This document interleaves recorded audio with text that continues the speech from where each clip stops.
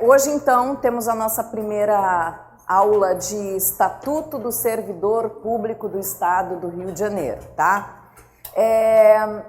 Essa norma, ela é composta por um decreto-lei do ano de 1975 e um decreto regulamentador de 1979. Aí já sentiram, né, que o caminho aqui é árduo, porque são legislações assim muito antigas, anteriores à nossa Constituição Federal. Não que seja difícil, porque na verdade um Estatuto do Servidor, ele trata de quem? Do servidor. Então é um assunto interessante, você se interessa, porque na verdade ele trabalha você, né? Mas o nosso desafio aqui é enfrentar uma norma estatutária muito antiga, né? Muito antiga. Você tem vários dispositivos que não foram recepcionados pela Constituição de 88, né? Então, só tendo esse cuidado, com certeza vai fluir bacana. Eu preparei um material para vocês, esse material eu coloquei ontem no portal do aluno. Esse material é o primeiro material de uma série de 2 ou 3, depois eu vou ver como eu vou dividir com vocês, porque se deixar todo ele de uma vez só, acaba que ele fica grandão, né? Então eu costumo dividir, mas ao final você junta todos os materiais e aí você vai ter com certeza um bom resumo desse Estatuto do Servidor Público do Estado.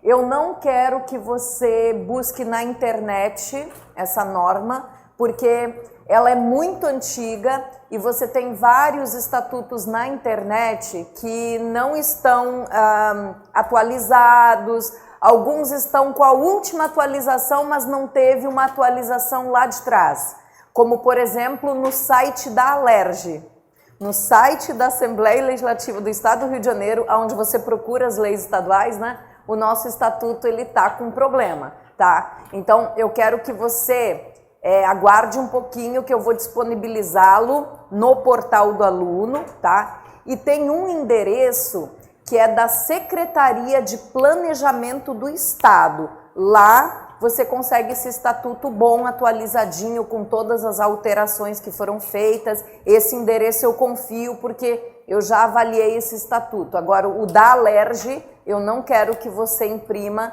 porque vai botar impressão fora, tá? Enquanto isso, o que eu preciso de você? Que você traga, durante os nossos encontros, esse material que eu preparei para você. Por quê? Essa primeira norma, ela tem 80 e poucos artigos. A segunda norma, quase 400.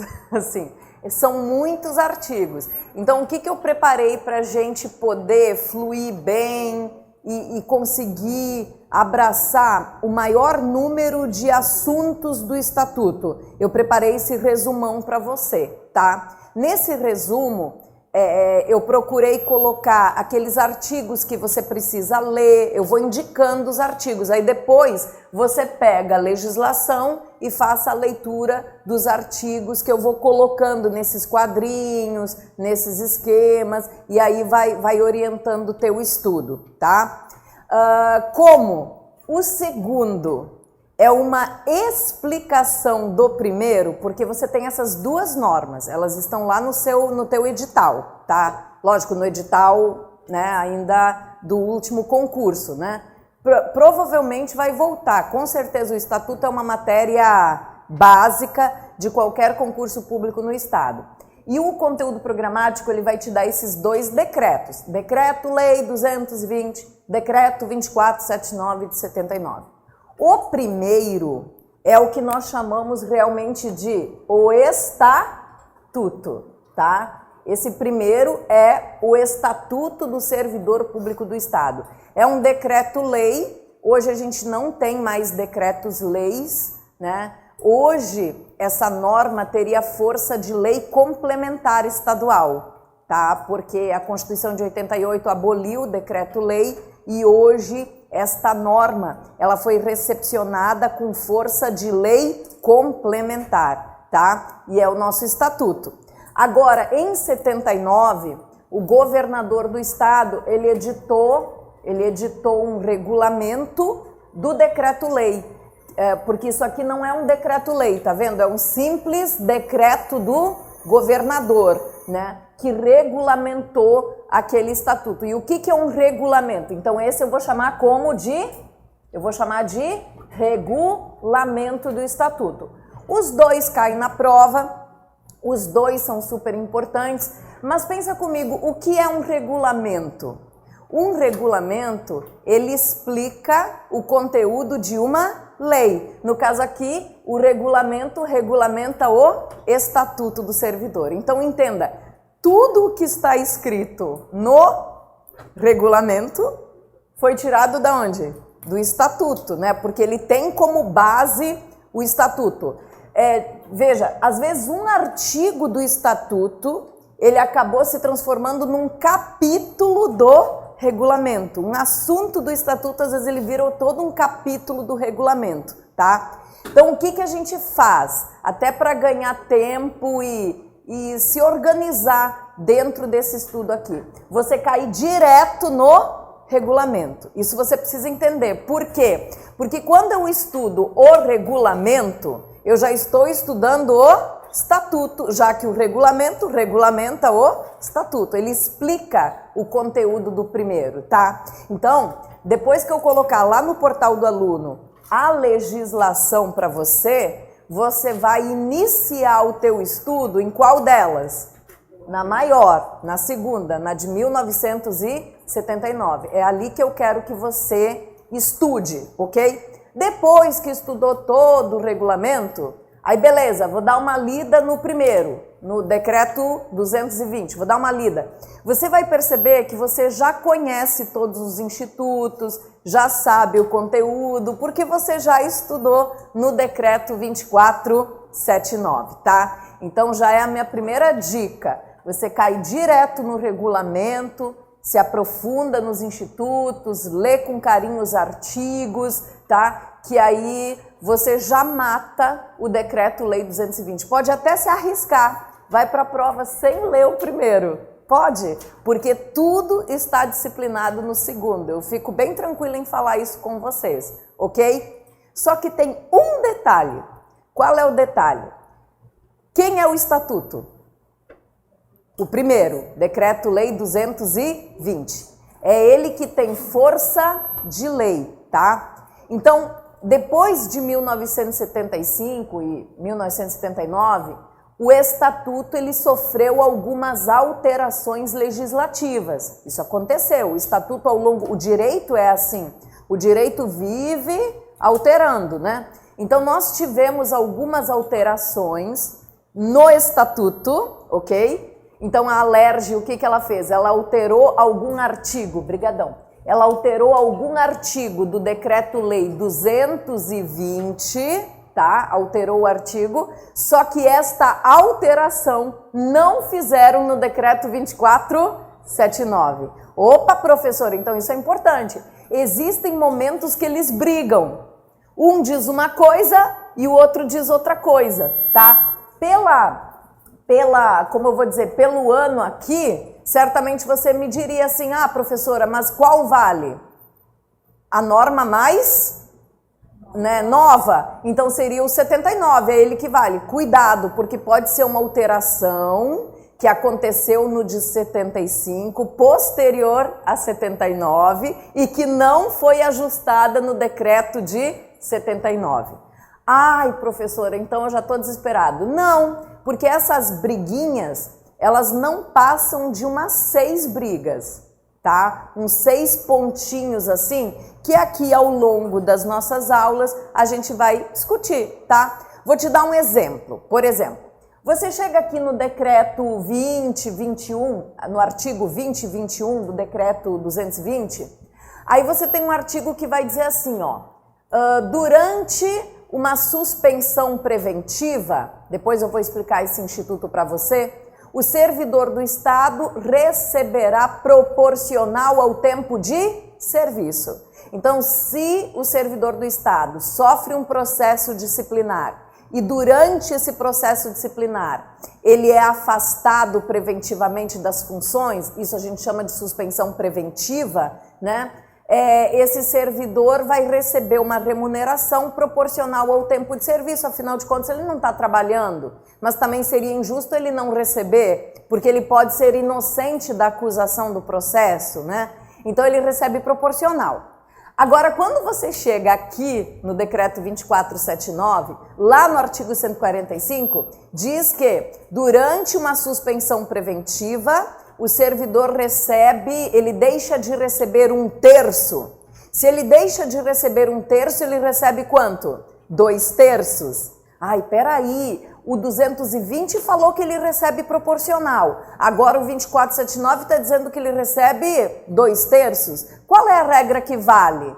Aí você olha para os dois assim, deve ser o 2/3, porque ele é de que ano? 79. Mas se você observar, foi uma alteração do ano de 2001 que aconteceu no 220 e que não foi ajustada no decreto 2479, tá? E aí, assim, para prova, o que tu responde? O que a questão te perguntar. Se perguntar, de acordo com o decreto 220, durante uma suspensão preventiva, o servidor receberá, letra A, 2/3, letra B, proporcional ao tempo de serviço, letra C, metade do salário, letra D, salário integral. Então vão aparecer as opções. O que você vai marcar?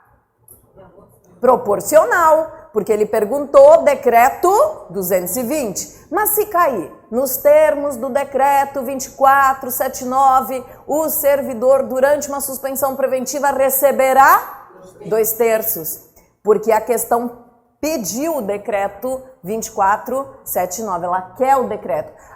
Cabe recurso? Você errou, você marcou proporcional, eles botaram as duas opções. Você errou, cabe recurso? Cabe. Só que, normalmente, a banca vai te dizer assim, não, recurso indeferido, por quê? O que eu te perguntei? De acordo com o decreto 2479, o que está escrito lá? 2/3, então é 2/3, ok? Agora, se vier assim a questão, um servidor estadual, durante uma suspensão preventiva, receberá. Citou decreto? Não. É um enunciado aberto. Aí tem letra A, proporcional, letra B, 2/3. Você sabe que ele recebe quanto? Proporcional, porque vale a regra do 220, porque é uma regra de que ano? 2011. Vamos dizer que tu marcou proporcional e a banca, quando fez essa questão, ela se inspirou no decreto 2479 e ela colocou gabarito 2/3. Aí a gente recorre. Pergunta, a gente ganha o recurso? Ganha, tá? Porque foi a banca que deu bobeira. Ela não citou o decreto que ela quis, então prevalece a regra, né, que realmente tem vigor hoje. Durante uma suspensão preventiva, o servidor recebe quanto?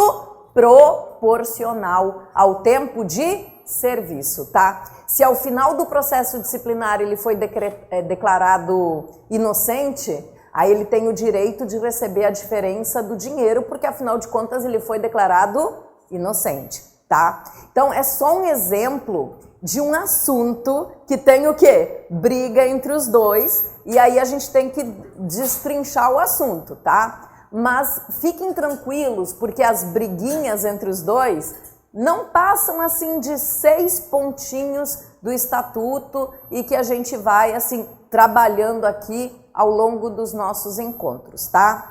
Então, eu agora, qual é meu ritmo, qual é minha dinâmica de aula?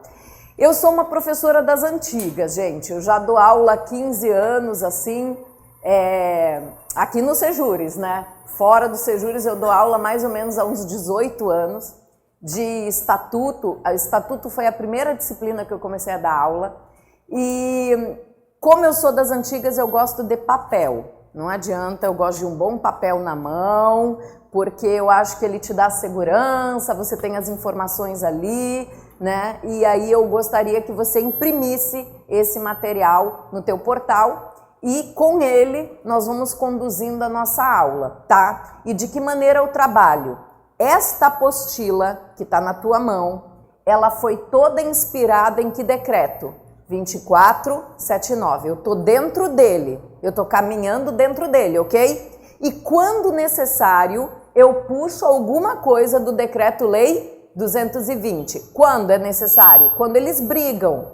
Quando eles brigam, tá? Do contrário, um complementa o outro. O assunto é o mesmo, apenas o 2479, ele especifica, ele detalha mais o decreto-lei 220, tá bem? Então, eu vou seguindo essa minha apostila. Eu não me apresentei, sou a professora Raquel, tá? Eu sou a professora fundadora desse curso aqui. Há 15 anos a gente já trabalha aqui, trabalha no ramo dos concursos públicos e nunca deixei a sala de aula, por mais que às vezes a situação aperta, porque você tem que planejar uma turma, pensar numa turma, escolher professor, agendar professor. Eu nunca deixei de estar aqui na sala de aula porque eu acho que é um momento importante, porque enquanto diretora eu também quero estar aqui porque aqui a gente sente os problemas, tá? Aqui é um curso, é uma escola, toda escola tem problemas, tá? E para tentar resolver a gente tem que estar próximo de vocês, né? Então contem comigo, assim, o que precisar, né? Uma orientação, um ombro amigo, né? Uma queixa, uma crítica, Raquel, o curso ficaria melhor se fosse assim. Vamos caminhar junto, porque diferente de uma escola de pequenos, aqui é uma escola de grandes, né? E maiores de 18 anos, então a gente consegue sempre trabalhar junto para ter o melhor curso, para ter o melhor conteúdo e para ter a aprovação que a gente quer, tá? Porque quando você aprova, a gente também aprova, porque o grande teste de um curso é ter o teu aluno aprovado, né? Então o mérito de vocês é nosso também e o sucesso de vocês faz da gente um sucesso. Então a gente precisa que você atinja esse resultado, para nós também é muito importante. Então onde a gente erra, a gente tem que sempre tentar acertar, tá? Então conta comigo sempre, por isso que a gente está aqui. E para te passar o conteúdo também, eu não sou professora ruim não, tá? Ela é diretora, então ela se encaixa. Não, eu estou aqui nesse batente há muitos anos e eu faço com o maior prazer e a coisa que eu mais gosto de fazer na vida é dar aula, tá? Então, vamos para o primeiro ponto, chega de papo, vamos lá. Eu coloquei aqui uma primeira informação que eu acho importante e eu já vi questão de prova. Até achei uma questão assim bastante injusta com o candidato, né? Mas você sabe que as questões elas têm o interesse de te reprovar, né? A questão nunca é amiga, ela é sempre inimiga, né? Então você tem aqui uma primeira informação importante. Quando você lê o artigo 1º, você vai abrir o decreto 2479 e você vai ler o seguinte, olha, esse decreto 2479, ele regulamenta o regime jurídico dos funcionários públicos civis do Poder Executivo do Estado do Rio de Janeiro, instituído pelo Decreto-Lei 220. Então, o que faz esse decreto 2479? Ele regulamenta, tá? Esse decreto-lei 220 que instituiu o regime estatutário dos funcionários públicos civis. Isso é uma informação importante. Quem ficou de fora desse estatuto? Servidor público militar, tá? Militares estaduais, PM, bombeiro, eles ficaram fora desse estatuto aqui. Ele só rege vida funcional de servidor público civil do Estado. Tá, do poder o quê? Executivo. Aí você já fica grilado. Peraí, professora, eu vou fazer concurso para o Poder Judiciário? Eu vou fazer concurso para o MP do Estado? Eu vou fazer concurso para a Defensoria Pública? Eu vou fazer concurso para a Assembleia Legislativa e eu estou estudando esse estatuto aqui, que foi instituído para disciplinar servidor de que poder? Executivo. Aí você já fica grilado. Que negócio é esse? Aí tu continua estudando o estatuto, certo? Aí chega um momento lá que diz assim, quem nomeia o aprovado no concurso? O governador. Não, peraí, quem vai assinar minha nomeação lá no TJ? Quem será? Presidente do TJ? Quem vai assinar minha nomeação se eu fizer concurso para a Assembleia Legislativa do Estado? Será o presidente da Alerj. Que negócio é esse que está falando o governador aqui? Aí tu continua. Aí daqui a pouco fala assim, se o servidor do Estado quiser se afastar para o exterior, não estando de férias nem licença, ele precisa de autorização do governador do Estado. Não, peraí, eu não tenho nada a ver com o executivo, eu fiz concurso para o judiciário. Quem vai autorizar o meu afastamento para o exterior, quem é? O presidente do TJ, né? Aí você percebe que você está estudando um estatuto que não foi feito para você. Mas que negócio é esse? Então o estatuto do executivo, ele é aplicado ao funcionário que trabalha onde? No judiciário, na Alerj, no MP, na defensoria, é isso mesmo. Mas qual é a explicação? Olha só, vem comigo. Através de uma lei estadual, a 1698, de que ano? 1990, o Decreto-Lei 220 e o seu regulamento foram instituídos como o regime jurídico único, né? De toda a administração do Estado, tanto direta quanto autárquica, quanto fundacional, alcançando os cargos públicos do Executivo, do Legislativo e do Judiciário. Então, vamos entender essa história toda. O nosso decreto-lei, ele vem em que ano? 75, como o Estatuto do Executivo. Em 79, foi regulamentado pelo governador o Estatuto do Poder Executivo. Em 88, surgiu a Constituição Federal. E o que ela determinou? Que cada entidade criasse um regime jurídico único, tá? A Constituição Federal, ela quer, por exemplo, que o Estado do Rio de Janeiro tenha um único estatuto, o famoso regime jurídico único. A Constituição Federal, ela não quis mais que o Executivo tivesse o seu, o Legislativo o seu, né, a administração indireta fundacional tivesse o seu. Não, eu quero um único estatuto para disciplinar servidor ocupante de cargo efetivo. E aí surge a regra do regime jurídico único. E aí a União, por exemplo, a União, ela editou em 1990 aquela Lei 8.112, né? A famosa Lei do Estatuto do Funcionário Público Federal. Quando você pega a Lei 8.112, você não vê essa questão de executivo, né? Porque ele é um estatuto geral que já foi pensado para todos os poderes, né?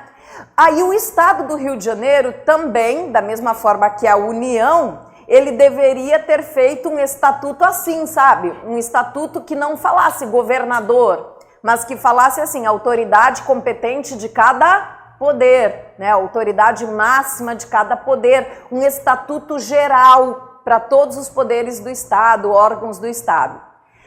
Mas aí, aqui no Rio, o que eles entenderam? Gente, vamos pegar esse estatuto que já está pronto aqui, do Executivo, vamos trocar o título dele, porque ele era assim, Estatuto do Funcionário Público do Executivo do Rio de Janeiro. Vamos trocar esse título e ele vai virar o Estatuto do Funcionário Público Civil do Estado do Rio de Janeiro. E tá bom, gente, vamos levar esse estatuto mesmo, cada instituição vai fazendo as suas adaptações na prática, e aí hoje a gente está com essa encrenca aqui para estudar, porque realmente causa confusão na tua cabeça, e aí você tem que ficar esperto.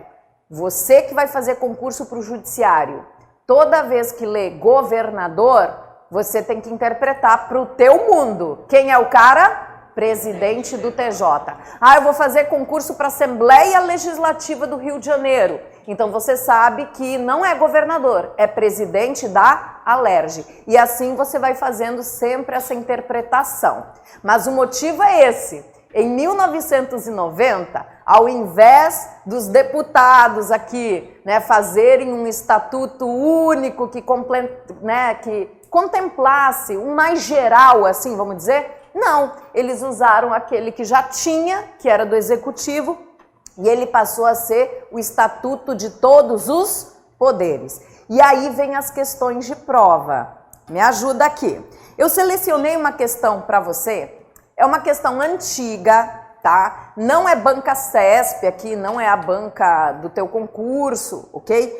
Mas ela é interessante, essa questão, até para a gente compreender essa situação toda. É uma questão da Polícia Civil do Rio de Janeiro, concurso 2001, cobraram o seguinte. E olha que Polícia Civil é que poder?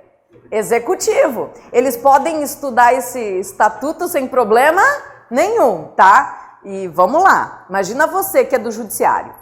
Com relação ao Estatuto dos Funcionários Públicos Civis do Estado do Rio de Janeiro, Decreto-Lei 220, analise as seguintes afirmativas. Item 1.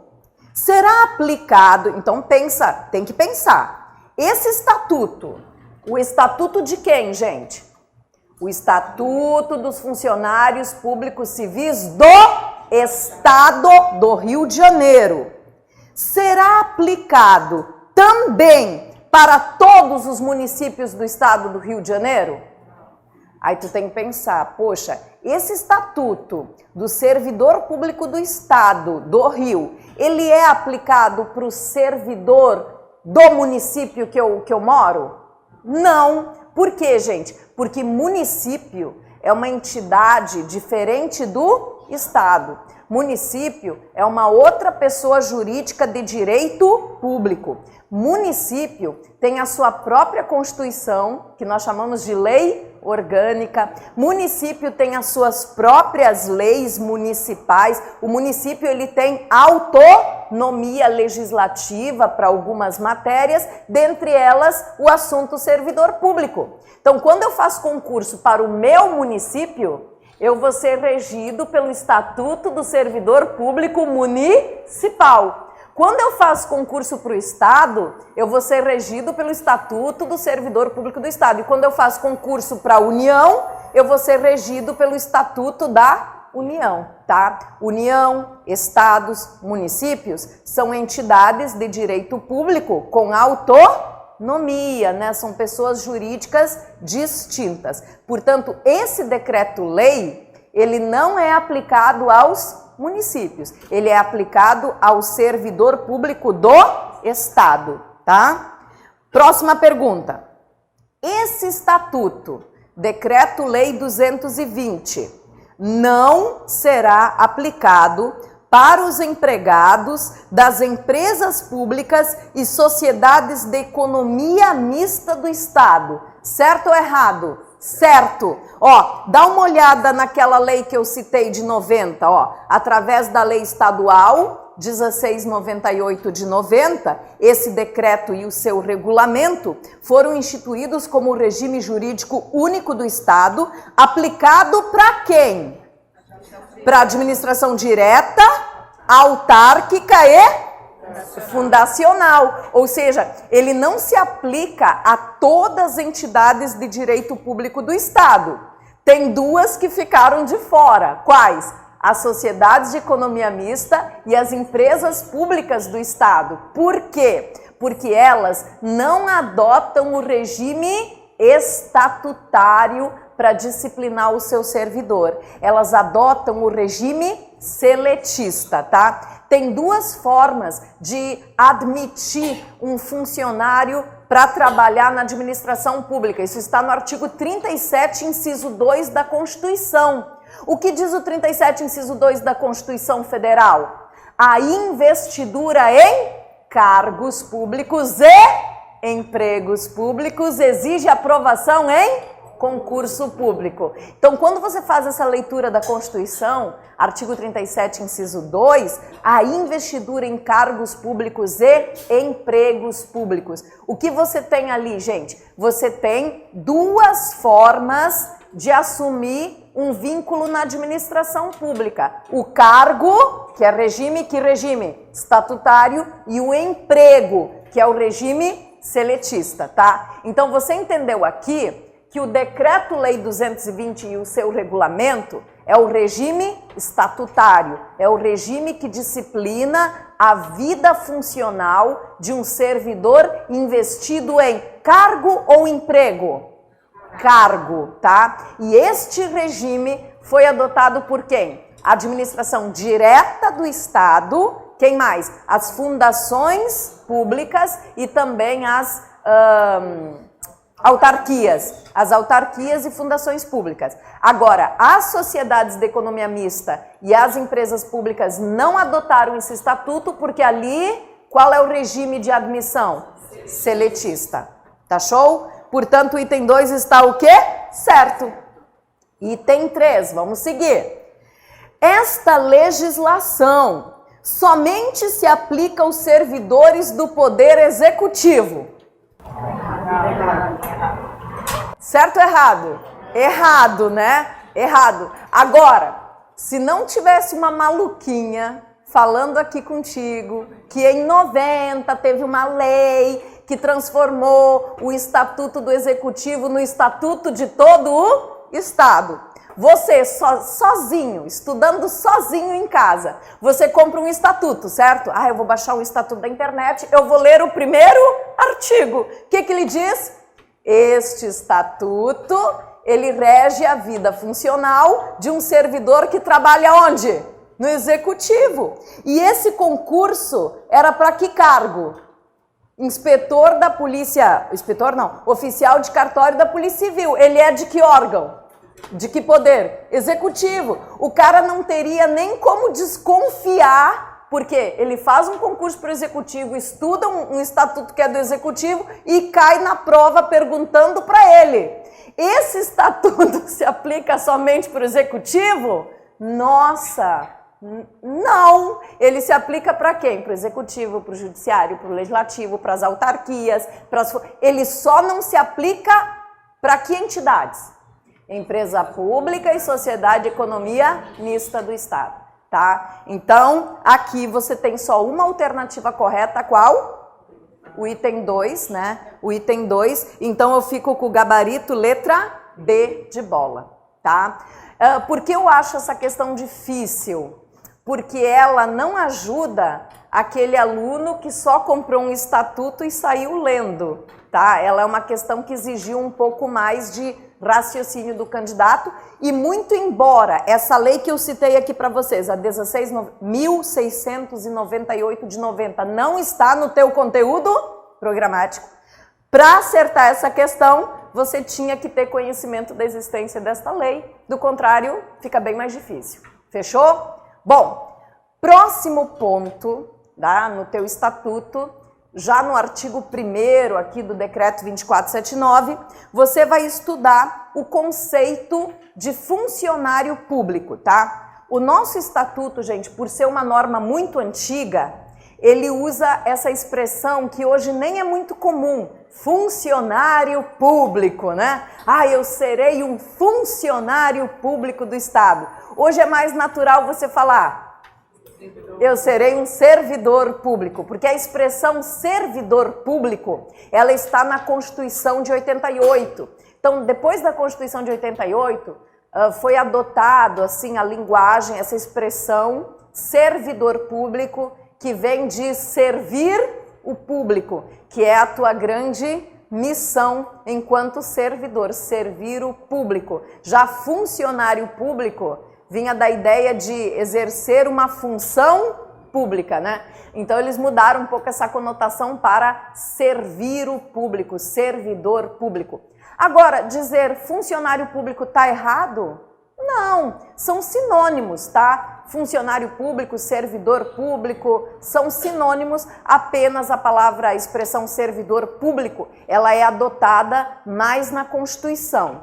E aqui no estatuto você vai sempre ler funcionário público, mas pode usar servidor público. Eu até prefiro servidor público porque é mais moderno, tá? Então, se aparecer na tua prova uma questão mencionando funcionário público, é certo que essa questão foi tirada da onde? Do estatuto, tá? Do estatuto, você já sabe. Agora, se aparecer servidor público, é porque foi tirado da Constituição, ou a própria banca preferiu chamar servidor público, né? Você pode ter uma questão do estatuto, a banca referindo servidor público, não está errado não.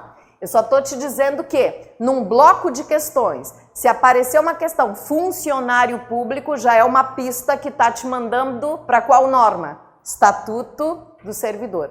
Você pode ter questões sobre funcionário público ou servidor público, em que matérias? E, nossa, pode aparecer questão na parte constitucional, naquele capítulo 37 ao 41 da Constituição. E olha, durante as minhas aulas, eu vou correr contigo muito no 37 ao 41 da Constituição. Eu sou capaz de falar mais dele do que o próprio professor de constitucional ou até do que o professor de direito administrativo, porque eu preciso, vira e mexe, eu te mando para aquele capítulo da Constituição, o 37 ao 41. Tem que ficar ligado nele, tá? Sempre que você estuda esse estatuto aqui, sempre do teu lado o capítulo 37 a 41 da Constituição. Por quê, gente? Olha os anos. 75, 79, não tem condição. É sempre a Constituição do lado, tá? Bem, então, servidor público. O que é o servidor público? Cuidado com essa pergunta, tá? E CESP adora perguntar isso.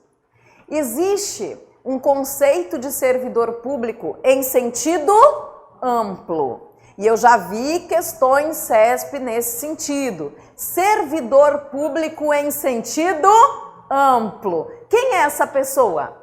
Servidor público do Estado do Rio de Janeiro em sentido amplo. Quem é o cara? É uma pessoa física que foi admitida para exercer uma função pública no âmbito do Estado do Rio de Janeiro. Pode ser através de um cargo, e aí nós chamamos esse cara de estatutário, e aí ele será regido por esse estatuto. Pode ser através de um emprego público, lá naquela sociedade de economia mista, empresa pública. Pode ser também, gente, o exercício de uma função pública através de uma contratação temporária, aquele contratozinho temporário com fundamento no artigo 37, inciso 9 da Constituição Federal, tá? Pode ser até aquele jurado do Tribunal do Júri, lá nas aulas de Lô de Gerge, né, de lei de organização judiciária, ou no processo penal, você estuda o Tribunal do Júri. Como é que ele funciona? Serão convocados, né, os jurados, que são pessoas da comunidade, né, que devem prestar esse serviço público, que é obrigatório. Aí você vai lá, julga uma pessoa, e naquele dia você foi um servidor público do tipo honorífico. Servidor público honorífico é aquele que exerce uma função pública e não recebe um salário para isso. Quer outro exemplo? O juiz de paz. O juiz de paz, aquele que celebra os casamentos nos distritos. Ele é um servidor público? É. Estatutário? Não. Ele exerce uma função pública de forma honorífica, ele não recebe um salário, uma remuneração pelo trabalho que ele desempenha, tá? Quer um outro exemplo? Os titulares dos cartórios de registro público, os notários, os registradores, eles são servidores públicos? São, concursados inclusive. Eles são estatutários? Não, porque eles não assumem um cargo público. Eles recebem uma delegação do judiciário para poder administrar esse cartório de registro público. Mas em sentido amplo, eu posso chamá-lo de servidor? Sim, sim, ele está exercendo uma função pública, tá? Então você tem agente público honorífico, agente público por delegação, que é o caso dos titulares de cartório, agente público remunerado, que é o caso daquele que assume um cargo público ou um emprego público. Você tem agente público permanente, você tem agente público temporário. Me dá o exemplo de um agente público temporário. O contratozinho por prazo determinado, aquele contratado temporariamente. Você tem o cargo em comissão. Como é que é o cargo em comissão? Livre nomeação, livre exoneração. Eles são temporários. Agora, você tem o servidor público permanente. Quem é o servidor público permanente? Aquele que depois de um certo tempo adquire a garantia de não perder o cargo. Como chama isso? Estabilidade, né? Então, você tem todos essas figuras dentro da repartição pública do Estado, tá? Que são chamados de servidores públicos. Um cargo comissionado é um servidor público? Sim, ele é de livre nomeação e livre exoneração, mas enquanto ele está lá, ele é um servidor público. Um contratado temporariamente, que assina um contrato de trabalho com data para entrar e data para se despedir, né? Ele é um servidor público? Sim, enquanto ele está lá na administração, sim. Servidor público em que sentido? Amplo. Você olhando as normas de direito público, as regras de direito administrativo de forma ampla. Todos esses citados aqui são servidores públicos do Estado, agentes públicos do Estado. Agora não. Agora eu estou na aula de estatuto. E eu quero o conceito de servidor para quem? Para o estatuto. Esquece os outros. Eu quero o conceito de servidor público ou funcionário público à luz deste estatuto. Quem é servidor? É a pessoa legalmente investida em quê?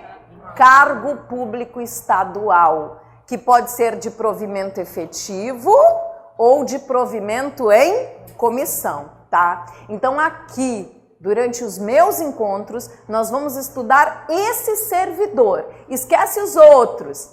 Assim, não completamente, porque eles podem aparecer, né, pela Constituição, enfim, porque a Constituição fala dessas variadas espécies, né, de agente público, essa classificação variada de agente público. Você estuda no direito administrativo, você estuda lá no 37 ao 41 da Constituição, lá você encontra a maior parte deles.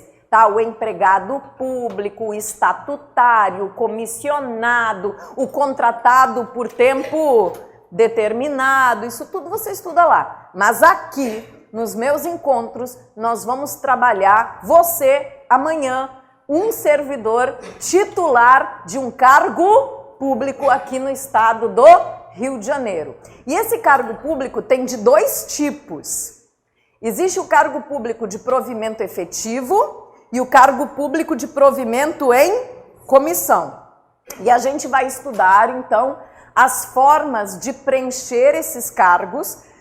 A gente vai aprender aqui que para você preencher um cargo público efetivo, você tem que ser aprovado no concurso. Para você preencher um cargo público comissionado já é mais fácil, tem que ser amigo do rei, né? E aí o rei te nomeia, né, amigo do presidente do TJ, no caso do tribunal, né? Então, assim, a gente vai aprender como funciona. A gente vai entender que no cargo público efetivo, a ideia é permanência. Tanto é que depois de 3 anos você adquire o quê? Estabilidade, se você passar na avaliação de desempenho. Já no cargo em comissão, a ideia é precariedade, porque ele é de livre nomeação e livre exoneração, tá? Isso tudo aqui a gente vai entender, tá? Então, o primeiro passo é entender que este estatuto aqui é aplicado para todo o estado, tá? À exceção daquelas entidades que não adotam o cargo como regra. Elas adotam o emprego público. Quais são essas entidades do Estado? Sociedades de economia mista e empresas públicas, porque lá qual é o regime? Seletista, tá? Então nós vamos estudar aqui um servidor que vai trabalhar para o Estado naquelas entidades que adotaram o regime estatutário, que é toda a administração direta, quem mais? As fundações e as autarquias. Aí você se pergunta, poxa, professora, eu vou fazer concurso para o Detran. Detran Rio de Janeiro, beleza. O Detran é o quê? É uma autarquia, então eu vou ter que estudar esse estatuto. Ah, vou fazer concurso para SEDAI. Ah, vou fazer concurso para SEDAI Rio de Janeiro. Vamos dizer que ela ainda não tenha sido privatizada, não sei nem como está esse assunto. Mas pensa que a SEDAI ainda é uma sociedade de economia mista. Nesse concurso, você vai estudar esse estatuto aqui? Não, porque lá na SEDAI adota-se que regime seletista, já que ela é uma sociedade de economia mista. Vou mudar o raciocínio agora. Qualquer concursado do Estado terá estabilidade? Não, porque a palavra concurso, ou melhor dizendo, a palavra estabilidade não está relacionada a concurso público. Você tem concursados que não terão estabilidade.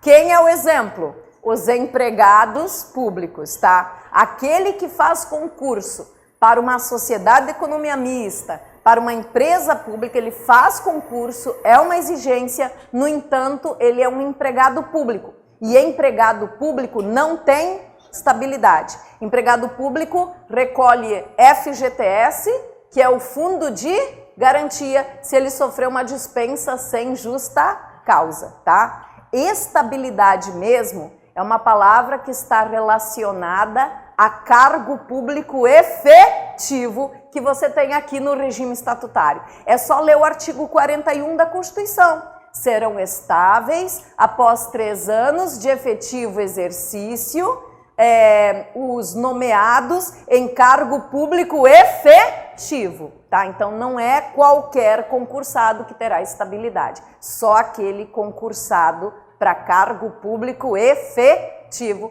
que é o que vocês desejam, né, assumir agora no estado do Rio de Janeiro. Pois bem, aí na sequência, entendi, professora, eu vou estudar um sujeito, servidor do Estado, titular de um cargo público. E quando a gente estuda cargo público, a gente tem que estudar os dois, o cargo público efetivo e o cargo público em comissão, né? Os concursados em cargos, eles têm a mania, assim, de vez em quando, até dar uma esnobada num cargo comissionado e bota aquela mãozinha assim na cintura e diz, eu sou estatutário, mas eu sou estatutário. Entendeu? Aí o que o comissionado pode fazer com ele? Pois eu também sou estatutário, tá? Nesse estatuto aqui, você estuda os dois. Os dois são estatutários. É que o concursado tem a mania de dizer eu sou estatutário, o comissionado também é. Porque esse estatuto disciplina os dois. O que o concursado deveria fazer para esnobar, se ele quer esnobar, né? Bota a mão na cintura e diz assim, eu sou efetivo, você é precário, tá? Né? Porque o cargo em comissão, ele tem um vínculo precário. Ele tem um cargo público? Sim. Ele é estatutário? Sim. Mas o vínculo dele é precário. Já o concursado efetivo, ele tem um vínculo permanente. Por quê? Porque para ele perder esse cargo é muito difícil. Ele tem que dar muito mole para perder o cargo. Já o comissionado, como é que ele é mesmo? Livre nomeação, livre exoneração. O efetivo não. A nomeação exige concurso e um desligamento só pode acontecer por um motivo previsto em lei, porque segue o princípio da legalidade. Lembra do princípio da legalidade que norteia a administração? A administração pública só pode fazer o que a lei permite. Por que ela pode livremente exonerar no cargo em comissão? Porque a lei permitiu isso. Agora, a lei permitiu isso com relação a um servidor efetivo? Não. Então, o desligamento de um servidor efetivo pode acontecer? Pode, mas tem que ter motivo. E tem que ser motivado. E o motivo tem que estar previsto onde? Em lei. Do contrário, é um ato administrativo o quê? Ilegal, porque não respeitou a lei. E ato administrativo ilegal pode ser o quê? Anulado, com efeito ex tunc, ou seja, eu terei o meu cargo de volta, tá? Diferente do comissionado, esse é de livre exoneração. E quem disse isso? A Constituição. Tem que ter motivo? Toda exoneração tem motivo, tá? Só que o motivo da exoneração de um cargo em comissão, ele é livre, ou seja, fica a juízo da autoridade que nomeou. Ela veio trabalhar com tênis vermelho, xadrez, sei lá, não gosto de tênis xadrez. Vou mandar ela embora. Gente, é o motivo, ele é livre, lembra? Só que eu preciso motivar. Estou te dispensando porque você usou um tênis xadrez que eu não gosto. Eu preciso motivar? Não. Motivo é meu, fica meu juízo e eu digo, você está exonerado. E acabou, publique-se. Esse é o cargo em comissão. Livre nomeação, livre exoneração. Tá, professora, por que ele é de livre nomeação? Esse cargo, ele tem uma particularidade interessante. Ele se destina a que tipo de atribuições? Quando eu sou nomeado num cargo em comissão, que tipo de atribuições eu vou desempenhar? Direção, chefia, assessoramento. Direção, chefia, assessoramento. Então, a autoridade nomeante, ela escolhe pessoas que ela confia para exercer que funções? Direção, chefia e assessoramento. Tem que ser uma pessoa da sua confiança, tá? E aí, por isso que o cargo em comissão ele é de livre nomeação. Mas se essa confiança estremecer por algum motivo, a juízo da autoridade nomeante, ela livremente faz o quê? Exonera, tá? Esse é o cargo em comissão. Cargo efetivo não. Exige concurso para o ingresso, a nomeação recairá no aprovado em concurso, só um aprovado em concurso pode ser o quê? Nomeado, né, num cargo efetivo, e o desligamento depende do princípio, tem que atender o princípio da legalidade, só pode fazer o que a lei permite. A administração só pode fazer o que a lei permite, então você só pode ser exonerado por um motivo previsto em lei, tá? Exonerado ou demitido, né? Ok. Sobre o preenchimento desse cargo público, você tem o artigo 2º aqui do decreto 2479, ele cita quais são as formas de se preencher um cargo, porque a mais conhecida é a nomeação, né? Ah, eu preciso ser nomeado num cargo público do Estado, né?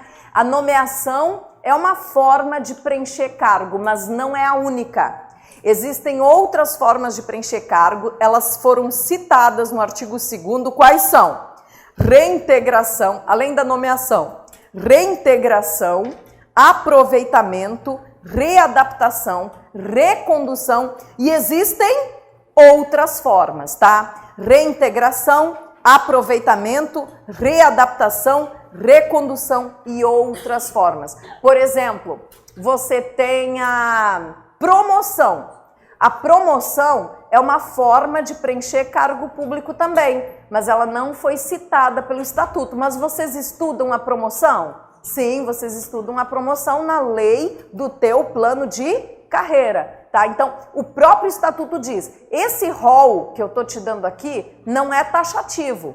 Existem outras formas, mas eu, aqui no estatuto, só vou trabalhar essas aqui. Eu só vou passar para você a nomeação, o aproveitamento, a readaptação e a reintegração. E dentro da reintegração tem uma palhinha sobre recondução. É só essas que eu vou trabalhar contigo, mas existem outras previstas em outras leis. Não é um rol taxativo, tá? Ok, tem uma questão de prova aqui. Eu não tirei ela do caderno, apesar, nós temos já a banca do concurso definida, né? Mas tem algumas questões que eu acho que vale a pena a gente comentar, mesmo não sendo da tua banca, né? Essa questão aqui é interessante porque ela traz a noção do que é um provimento de cargo. Provimento, a palavra provimento aqui no Estatuto, ela é usada no sentido de preenchimento, tá? Então, assim, quais são as formas de preencher um cargo? Nós temos a forma originária ou provimento originário, tá? Por que a gente chama a nomeação de provimento originário? Só tem uma, a nomeação é o provimento originário do cargo público. Por que originário? Porque ela não exige que você tenha vínculo prévio com a administração. Por isso que chama originário. Você vai formar o vínculo agora, né? Agora, todas as outras formas de preencher cargo, elas são consideradas derivadas. Por que as outras são derivadas? Porque elas só acontecem com quem foi nomeado. Ou seja, exige-se um vínculo anterior com a administração para que você sofra um provimento derivado. Nomeação, provimento originário, todas as outras derivados. Então tem uma questão aqui que diz o seguinte: os provimentos de cargos em que independer e os que depender de vinculação anterior do provido com a administração pública denominam-se respectivamente. Então, essa questão, primeiro, ela quer que você responda os provimentos em que independer de vinculação anterior com a administração. Botou no plural aqui, os provimentos, mas você sabe que é só um. Qual é o provimento que não depende de vínculo anterior com a administração? Nomeação. E como é que ele é conhecido? Originário. E os que dependem de vínculo anterior com a administração, como chamam? Derivados. Ele quer respectivamente, então vamos lá. Letra A, derivado e por investidura, reinvestidura. B, derivado e originário. Pô, seria a resposta, mas não está na ordem respectiva. Letra C, por acesso e por merecimento. Letra D, por investidura e originário. Ou letra E, originário e derivado? Originário e derivado. Gabarito, letra E. Então, só não se percam muito nesse originário e derivado. Lembrando que o teu estatuto não diz o que é um provimento originário e nem o que é um provimento derivado. Essa classificação, ela não está na letra da lei. Ela está no regime do direito administrativo, está na doutrina, mas mesmo assim apareceu em prova, tá? Então não esqueçam, provimento originário e nomeação, todos os outros derivados. E vamos começar com qual? Com a nomeação. Vamos estudar o primeiro provimento de cargo, o provimento originário, chamado nomeação. E você sabe que no regime estatutário nós temos dois tipos de cargo público. Vou desenhar aqui, cargo público, né? Regime estatutário, cargo público. Que tipo de cargo público você tem?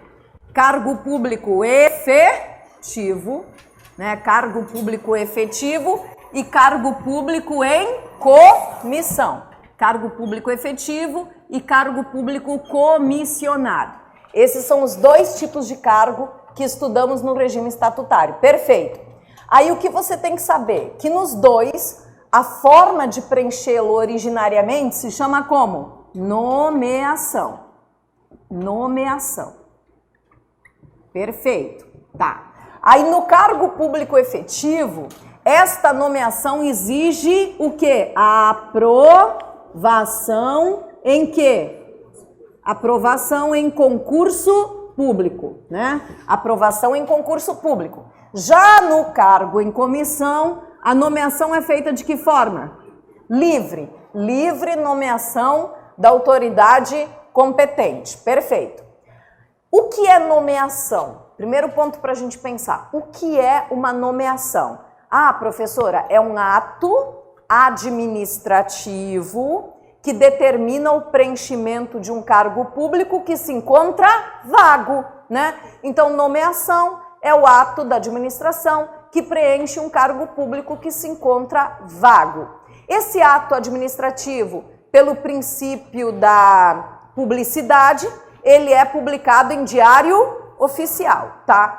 E aí, quando sai esta publicação, você fica louco, né? Porque eu fui o quê? Nomeado, né? Então você fica doido. A mãe recorta, faz uma moldura, depois põe um quadro na parede. Que orgulho, meu filho foi o quê?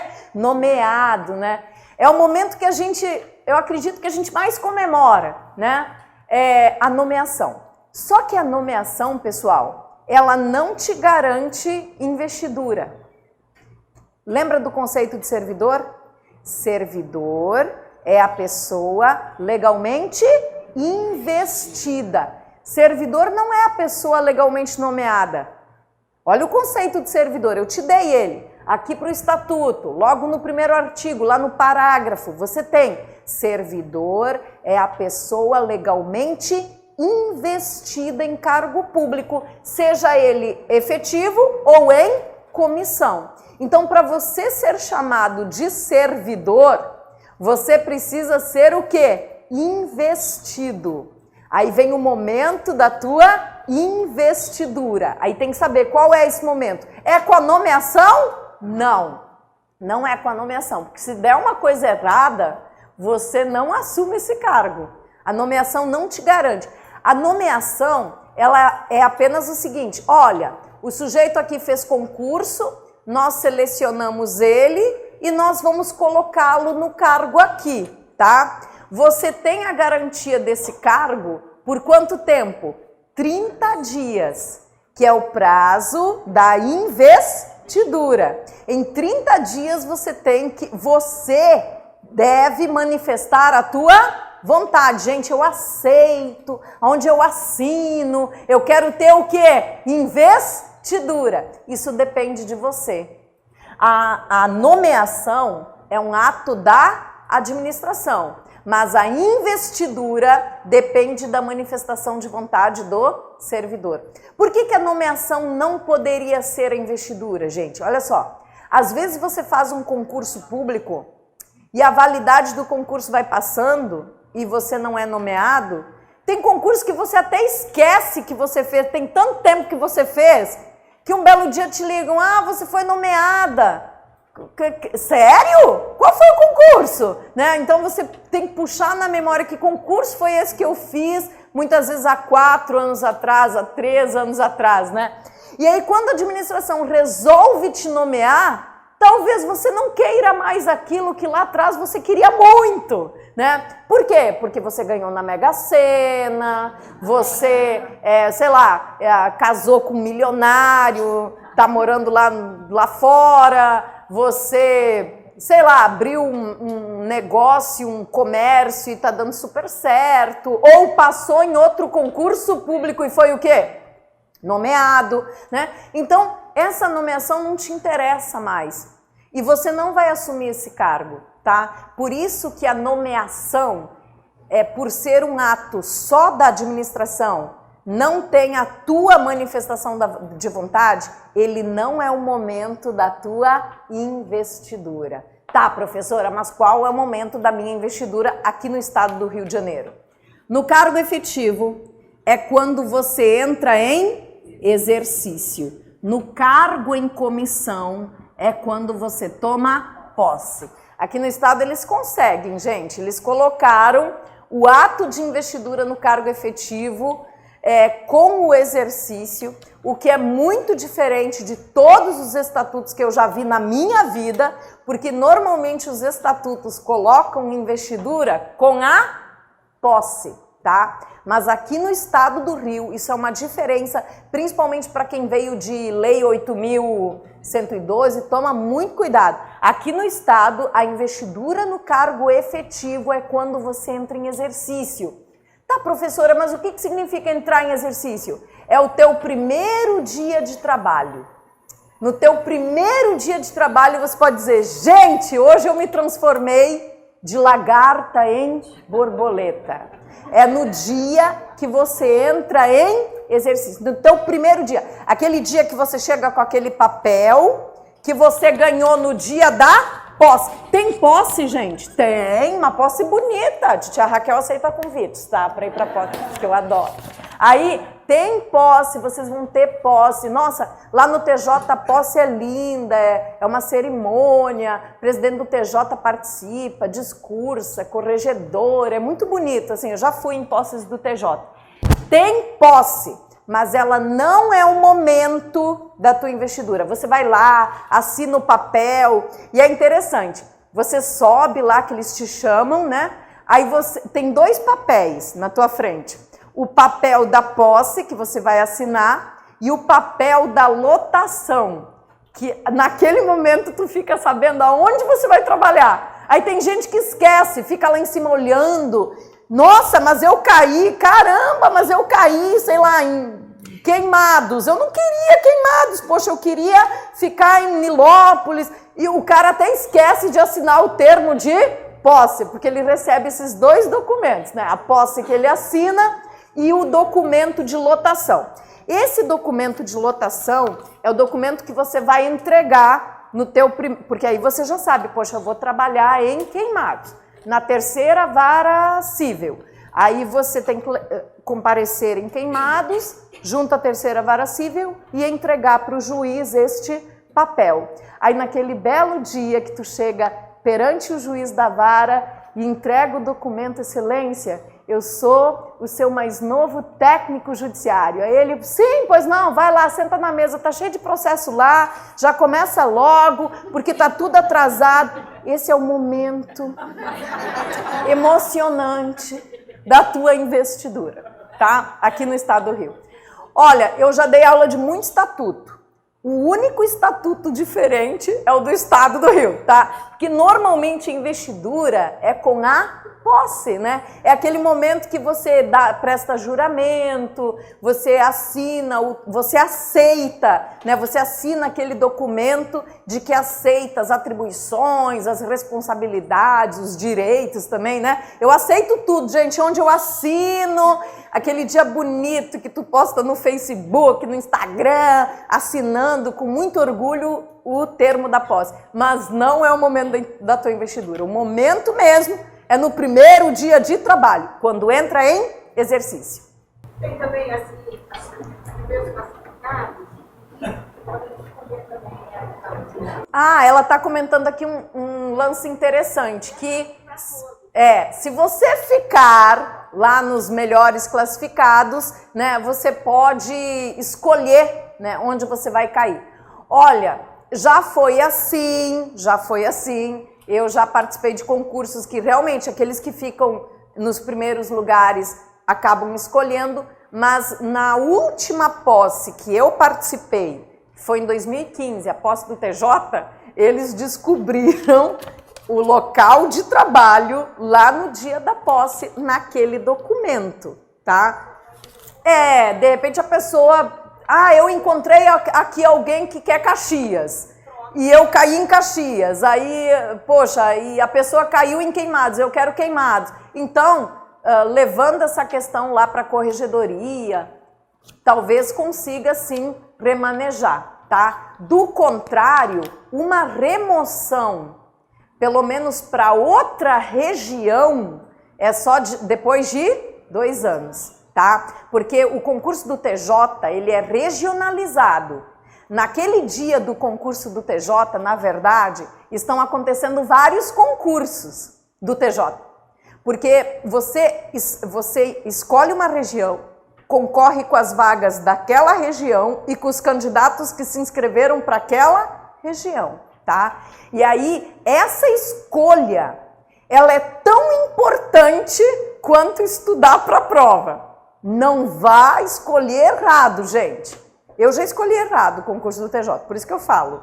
Outra hora eu conto essa história, mas assim, é muito importante você escolher uma região que contemple várias comarcas, tá? Várias comarcas grandes. É isso que tu tem que prestar atenção. Ah, eu vou escolher uma região aqui para disputar. Ah, eu vou escolher lá no interior, bem no interior, porque lá tem pouco cursinho. Não sei, eu vou escolher para lá, porque de repente com a minha média eu fico bem classificado. Beleza, raciocínio até é lógico. No entanto, lá no interior, as comarcas são pequenas, né? Então, assim, corre de comarca com um juiz só, comarca de vara única, lugar muito pequeno, por quê, gente? É a demanda, né? Onde eles vão convocar muito técnico, muito analista? Onde eles vão convocar? Naquelas regiões muito populosas, porque onde tem muita gente, tem muito problema, e onde tem muito problema, tem muito processo. Essa é a lógica, tá? Então, escolham bem essa região.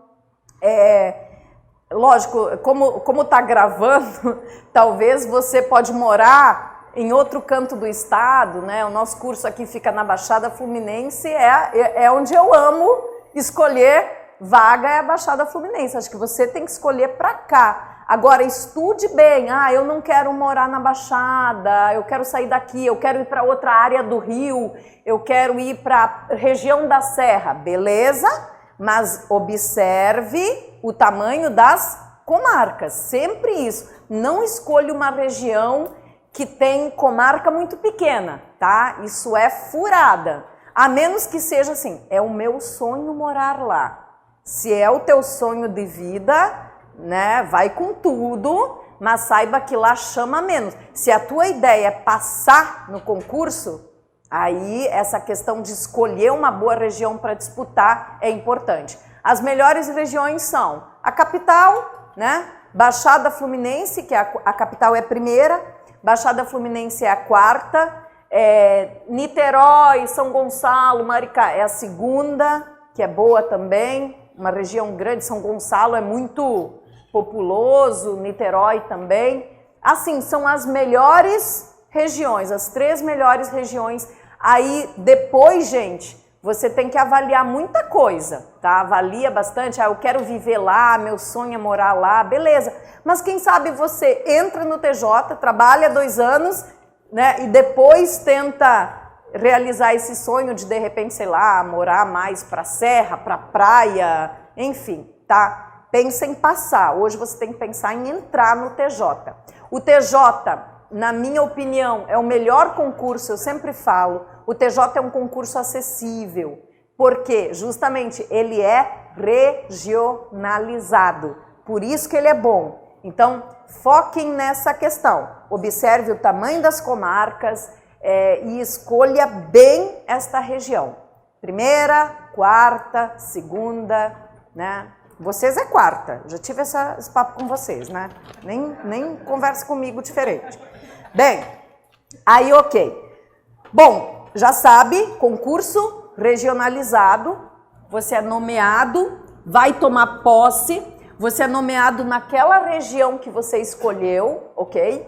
No dia da posse, eles vão indicar o local que você vai trabalhar e aí você se apresenta para entrar em exercício. Vou citar um exemplo. A quarta região, que eles chamam de núcleo regional, para a escolha do concurso, da disputa do concurso, ela compreende muitas comarcas, né? Então vai desde Magé, desde Magé até Japeri, tá? Então pode cair em Nilópolis, em São João de Meriti, em Caxias, em Magé, em Japeri, em Belfor Roxo, em Queimados, em Nova Iguaçu, Tracinho Mesquita. É uma região bem grande, né? Então, você vai cair numa dessas comarcas e você vai saber isso, pelo menos no último concurso, foi no dia da posse, tá? Aí tu pega o papel da posse, procura essa vara, essa comarca e se apresenta para o teu juiz. Esse é o momento que você virou servidor. Servidor é a pessoa legalmente investida em cargo público no Estado, e a investidura no cargo público efetivo no Estado do Rio de Janeiro, a investidura ocorrerá quando você entra em exercício, ok? Tem prazo? Tem prazo. Qual é o prazo? 30 dias. Então você tem 30 dias para entrar em exercício contado da tua nomeação. A posse, o seguinte, a posse na prática, a justiça, o tribunal te liga, né? Te liga, entra em contato, manda um e-mail marcando o dia da posse. Se você não puder comparecer naquele dia, também não é o fim dos tempos, mas você precisa ir lá, assinar o termo de posse para saber aonde você vai trabalhar para entrar em exercício, ok? Você faltar no dia da posse não vai te dar problema, você pode tomar posse em outro dia, mas você precisa entrar em exercício dentro de 30 dias contados da nomeação. Essa posse é uma posse coletiva, agendada, marcada pelo tribunal. Se não puder comparecer naquele dia, não vai te dar problemas, mas isso aqui vai te dar problema.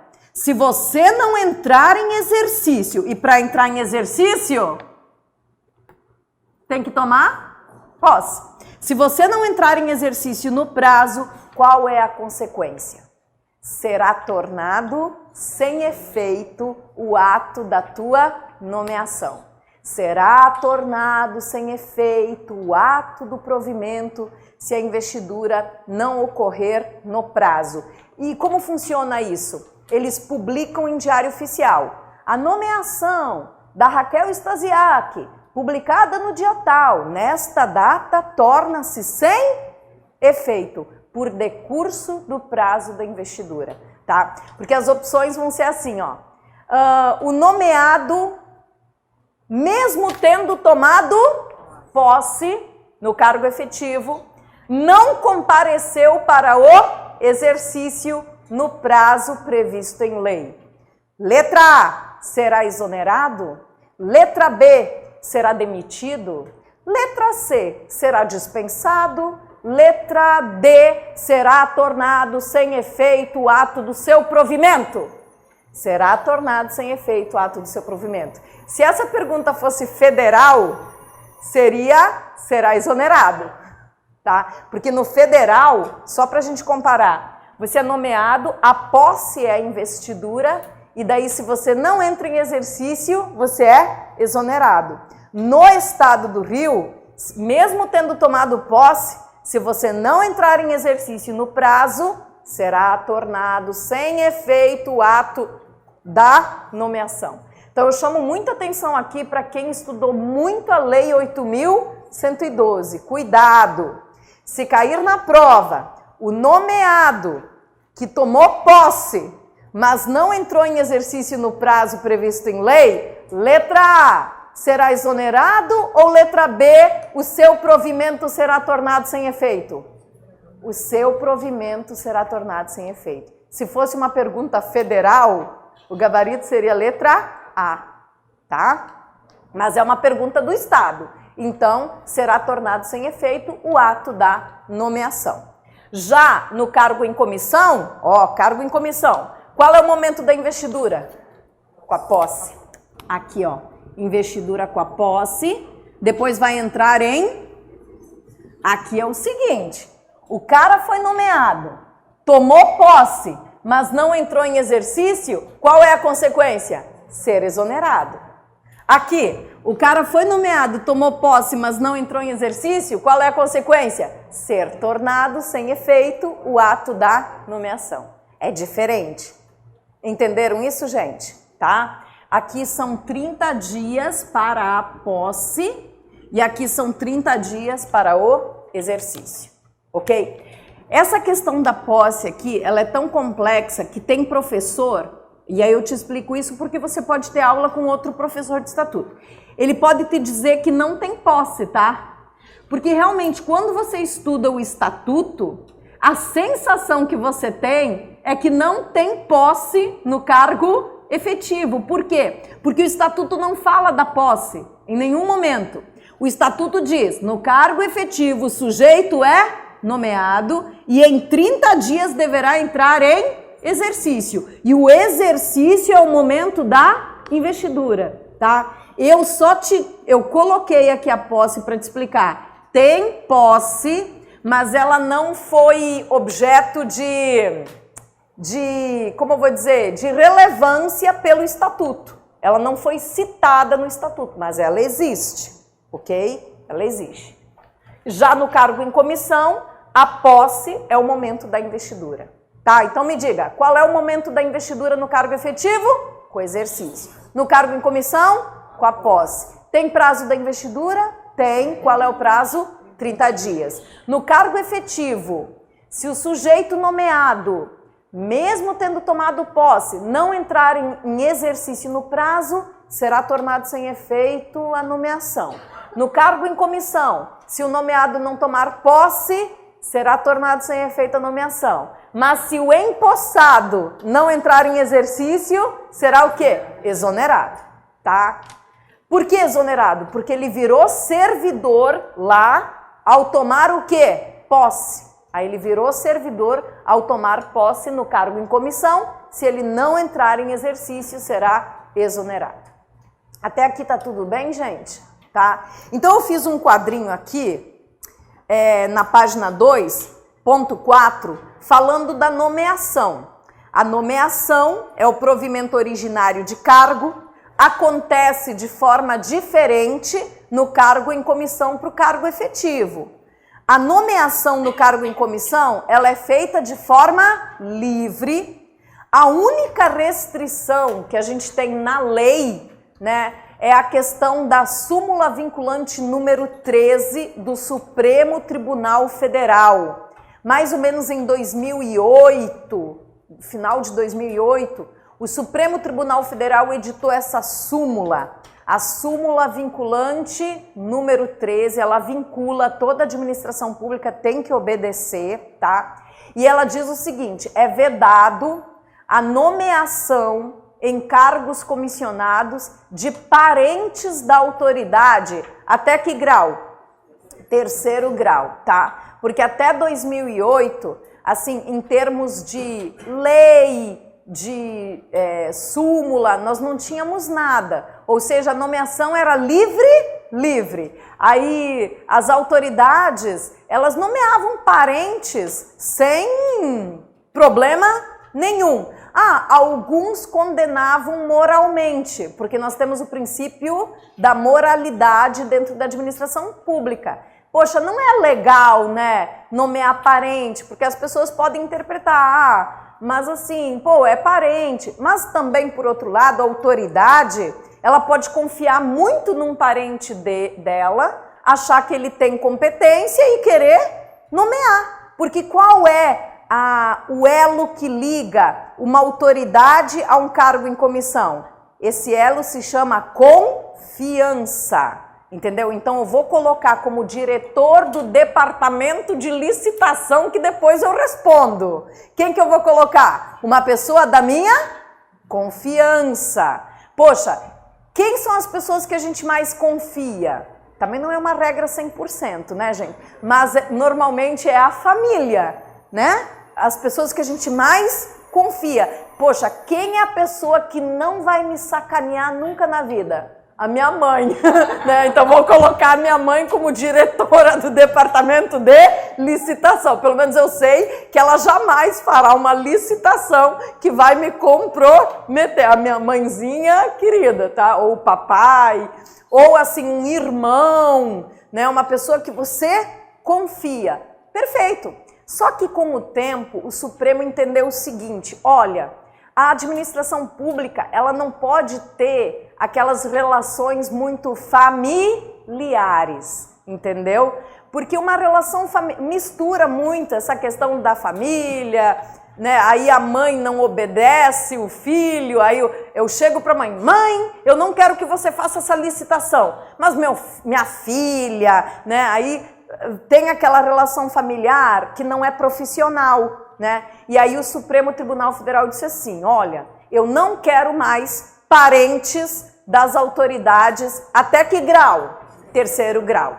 E aí eu te digo, pega pai, mãe, avô, filho, neto, enteado, sogro, sogra e colateral, irmão, cunhado, tio. Agora quem está fora da súmula? Primo, tá? E o primo, eles usam muito primo na prova, porque primo Pode, né?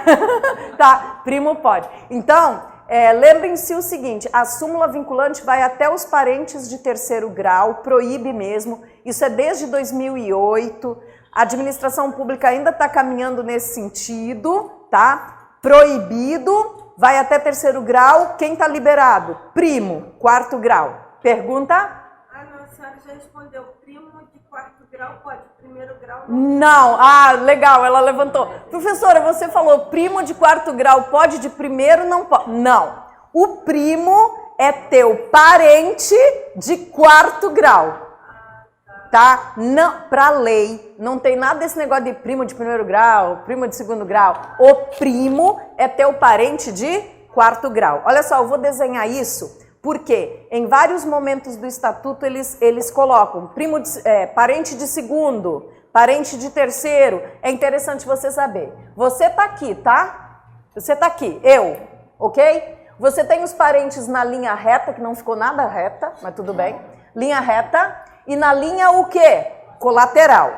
Na linha reta, você tem a linha reta ascendente e você tem a linha reta descendente, ok? Então você quer saber seus parentes na linha reta ascendente. Bom, quem te gerou?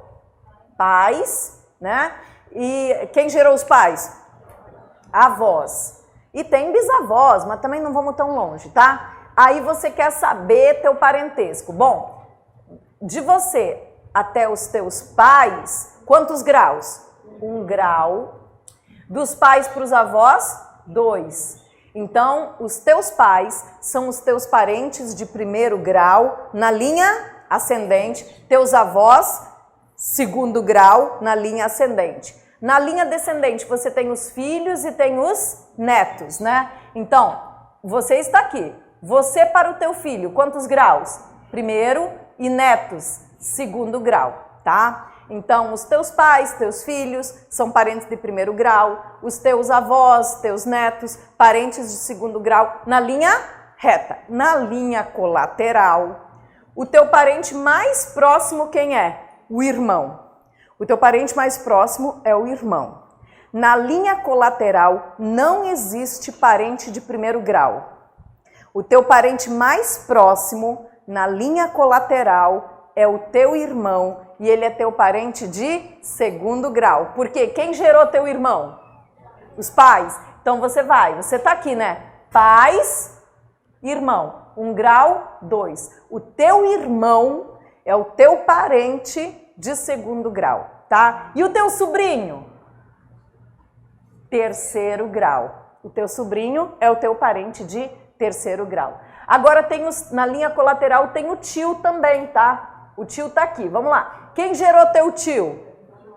Os avós. Então, você tá aqui. Vamos lá, vamos contar. 1 grau para os pais, 2 graus para os avós, terceiro grau para o tio. Então, o tio é o teu parente de terceiro grau. E o primo é filho do tio. Então, vamos lá. O primo, quantos graus?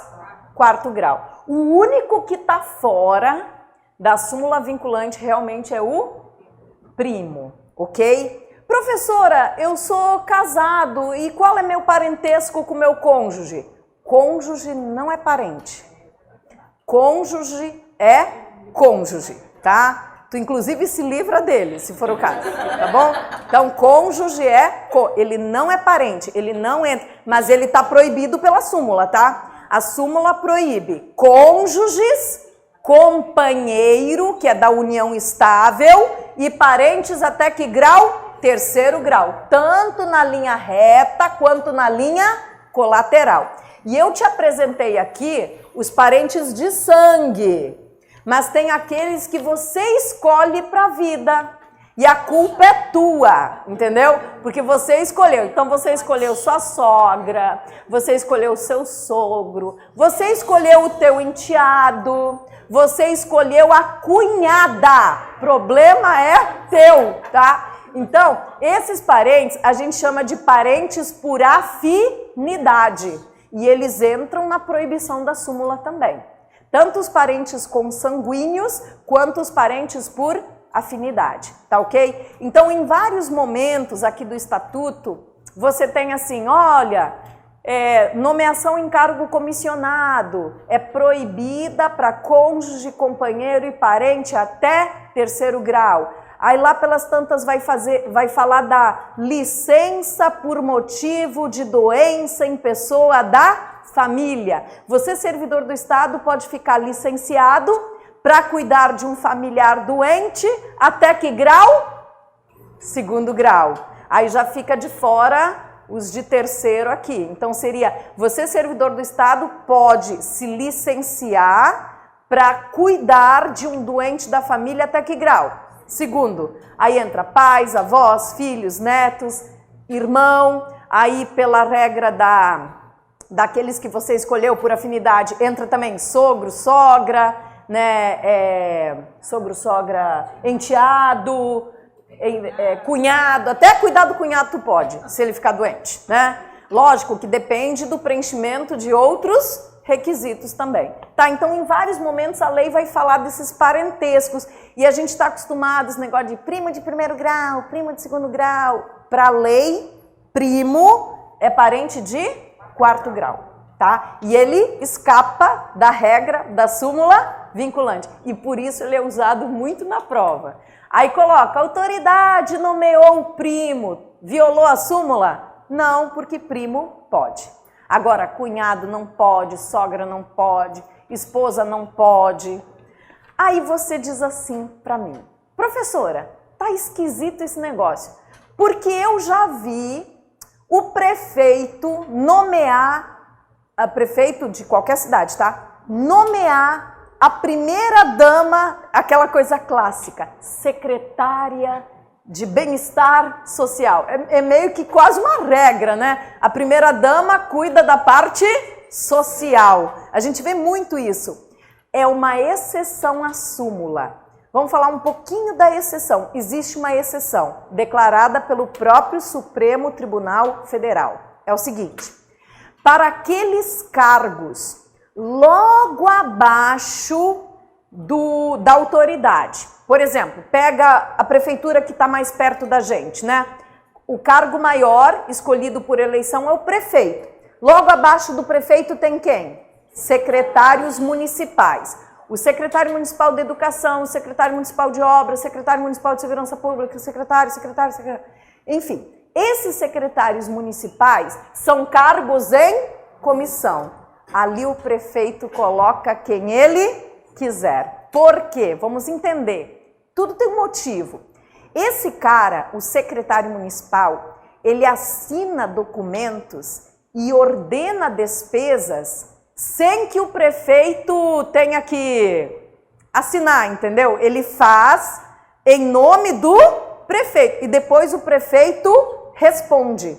Então, realmente tem que ser uma pessoa da mais absoluta confiança. Aí vem a pergunta, o prefeito pode colocar a mãe dele? Pode. A esposa? Pode. O pai? Pode. O filho? Pai, Filho, Espírito Santo? Pode. Entendeu? Por quê? Porque ali é um cargo ordenador de despesa. Ele tem o mesmo poder de caneta que o próprio prefeito. Tá? E o prefeito responde. Eu te dei o exemplo do prefeito porque está perto, mas vamos pegar o governador. Qual é o cargo logo abaixo do governador? Secretário de Estado de Saúde, secretário de Estado de Educação, secretário de Estado de Segurança Pública. Esse cara, ele é ordenador de despesas. Ele vai fazer despesas, gastar, pagar serviços, contratos que depois o governador responde. Então pode colocar nesses cargos, só nesse. Pode ser o diretor do departamento de licitação? Não pode.